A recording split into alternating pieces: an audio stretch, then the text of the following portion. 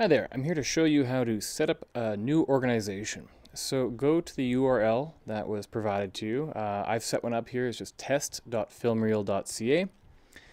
Bring you to this load-in page. Once again, type in your username or email and password that was provided. Okay.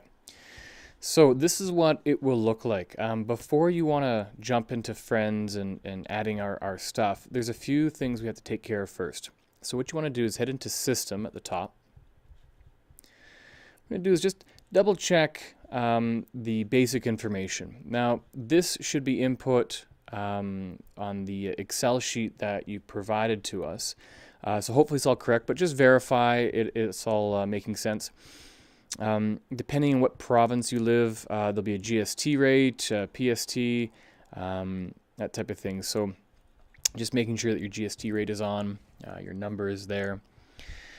We also have an element down here called community support. We're going to leave those off for now. I'll get into those in a different video. Then just scroll down, click save. After that, we can head into email automation. So this is where you could put in, say, an info at your organization, also a brief body text, something along the lines of, hey, this is an email from test organization, let us know if you have any questions. Flag types. This is where we're going to start inputting information. So we would create certain flags, usually we use this for equipment. So let's do equipment. We'll click save. We'll create a new one here. We'll create one here for membership as well. Okay. Users. We'll skip over this. This will be, we'll deal with this in a bit. Member types. So this would be for your organization. Is it typically, do you have a associate, producer, general member, non-member, organizational member, those type of things. So what we have at Fava, we do a associate, and then this is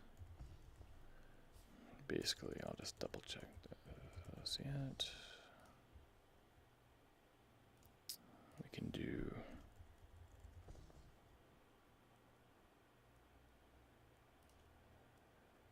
general, oops, that can't be empty.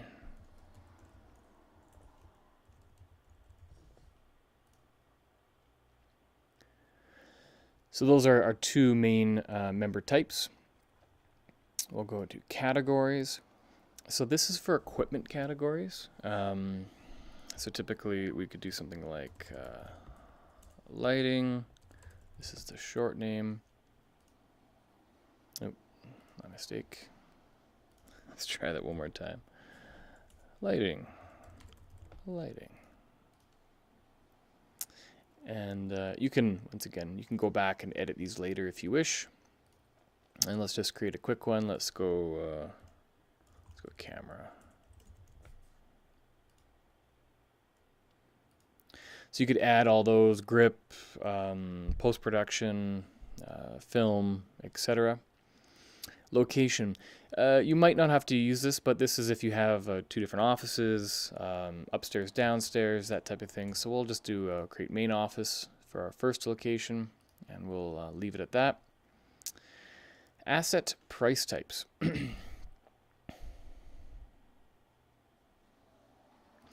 So this is kind of related to membership types. Depends if you have a sliding scale for rental equipment. So if it's just, let's say, member and non-member, you can enter that here. Let's say you have a non-member price, a member price, and an organization. When organizations rent, they're going to rent at a slightly different price. You can enter that here. So I'll just go ahead and create these.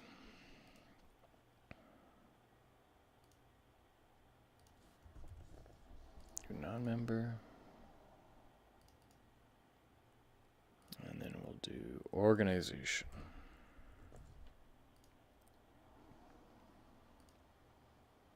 Okay. So those are all set up, and that way we can assign different prices to each of our rental items later on.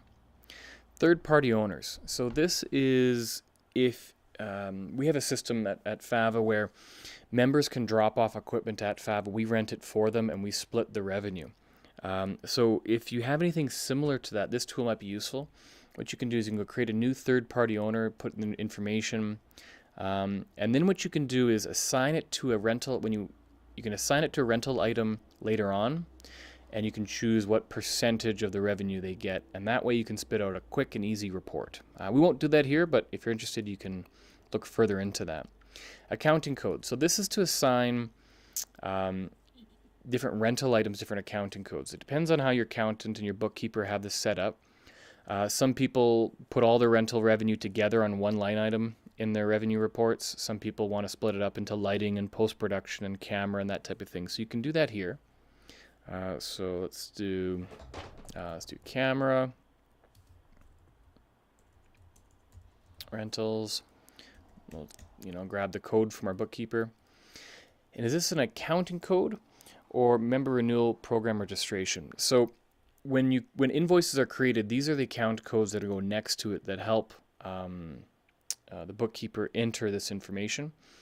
So if it's a typical accounting code, like in rentals, it'll go here. If it was the member renewal accounting code or the program registration, you could also enter that there as well. So I will just create the one for now. Project attributes. So you may or may not want to set this up off the bat, but I'll give you a few attributes you could add right away. So this is when you're tracking projects. These are the type of things that you may or may not need to track. So short attributes. So these are just usually single word or very short descriptions. So typical ones would be genre. Oops, misspelled that. I'll just go edit. There we go. We'll do type. So type would be experimental, narrative, that type of thing. Let's do length and minutes. I've typed these in before, so that's why it's giving me auto suggest. It probably won't do that for you. What else would be? Let's see, original shooting format.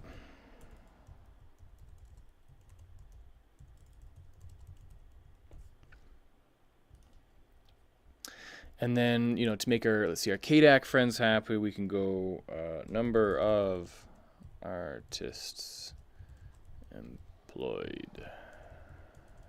There we go. And you could add and edit those later.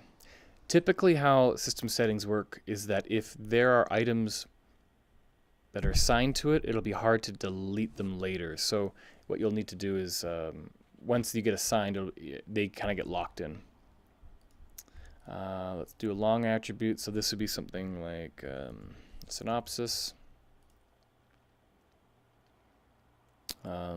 Let's do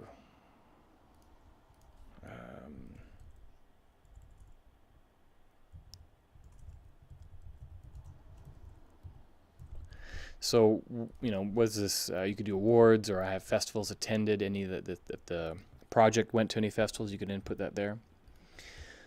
Crew roles, so this would be we'll do director. What else? We'll do producer. And you can go on as detailed as you want there. Media types, I would recommend putting in the following. So photo is a good one. And video. So these, it's important to put photo and video. You can create other ones, but these have specific tasks associated with them. So we could even do, PDF in there too. Okay, and I'll come back to how we use those later in a different video, but that's important to at least put in. Let's take a look here. So that was project attributes. Next is invoice PDF. So when you're creating a packing list, on the back of it will have your rental agreement with your member.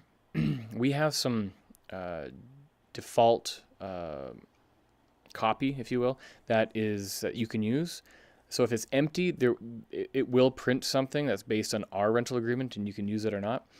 But you can also input these things here. So if it's a rental requirement, you can enter, let's say, the number one. There's different rental requirements. You can list them out one by one here, and that will print on the back of the PDF. So you can copy and paste whatever rental agreement you currently have. Project queues. So let's go, I'm going to put in just test festival 1, and please consider me for screenings. And this will be used for projects. And what happens is you can take projects that members create and basically queue them or port them to lists that you can easily export and manage. So that's worth just putting in a few examples there. So now you've got your organization set up. Now you can go ahead and start inputting friends. That can be done by either sending us a list, an Excel sheet with the template of your members and equipment, or if you can also put it in manually. So you can click on friend, input all the information. Now we have membership type, associate general, what are their permissions, when they become a friend, all the information, if they have accreditations. So when you create equipment, you can choose whether this equipment needs accreditation in order for it to use. Once you do that, those options become available here. Education associations, you can quickly add, let's go AMAS. So this member is an AMAS member. I can click that. Down here, areas of expertise. So you can kind of add a 1 to 5 value on this experience. We're probably going to be reworking this. We've haven't had much luck with it, but it's basically a way of being able to sort your members. So if you needed to find out who are your experts in optical sound printing, or as a screenwriter, this will help sort that. Also, quick little metadata, so you can find out how they heard about you, and that way you can track that later. What else? Membership dues and volunteer hours are important there. So you can just click create, and you'll be good to go. Same with our stuff. So right now we have our 2 categories showing up, lighting and camera. As you add more, those will pop up. Create new asset that you want to create, whether it's new equipment or facility. The big difference here is that facility is booked by the hour, equipment is booked by the day. So let's say you have some piece of equipment that is booked by the hour. It would make more sense to book it as a facility. It really makes no difference to the user at the end. It's just the way we've decided to change the different, to determine which one is which. Anyway, so we give the photo asset name. We can upload a photo here. That will just launch your browser. You can do that. Description. So this is usually would be about a paragraph, a few sentences of what this item is and its features. Included accessories. So what we do is any items that you want printed out on your packing list. So this is really good for your rental department. So when let's say they've rented a camera. Well, what's included on the rental? Is it the lens cap? Are there cables? Is there an SD card? Is there any small little things that get lost? You can include those here, separated by a line. So, and that way it doesn't print on your invoice, but it prints on your packing list. And it's just a great double check for your rental department to know and double check if those items are there. Warranty information, so where it was bought, do you have an Apple Care on it, those type of things, and that's where you would put that. we'd start it off as active. Anytime you can edit an asset and change it to being serviced or decommissioned. And what this does is it, if it's being serviced, it will mark that. So when you go to book it, it will show you in red that it's being serviced to make sure you don't book it if it's not available. When you do change, we have a status change note. So if you mark it to being serviced, you can put Y and when it's expected to be back. What category is this item show up in? The office, the location, when it was purchased, purchase amount, and the insurance value. Now this is really important for depreciation and some other accounting items I can get into later, but that's where you would do with that. Same thing. Is this asset owned by a third party? You can choose your third party owner and the percentage that they would have. Does this asset require accreditation? If you don't, you can create, let's go camera class 1, and we'll call that, let's say, an intermediate.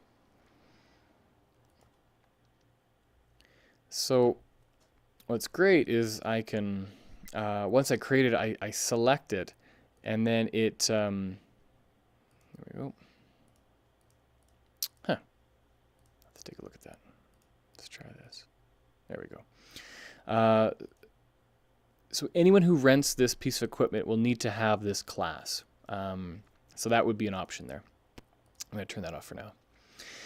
A bulk asset. So these are typically things that aren't unique. So things like sandbags, extension cords, C-stands.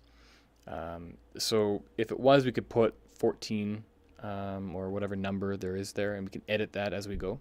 And what's great is that when you're booking extension cords, for example, when you go to book it, you're not just booking, you're booking how many. So click on the day, and on the calendar, it will show you how many are available that day.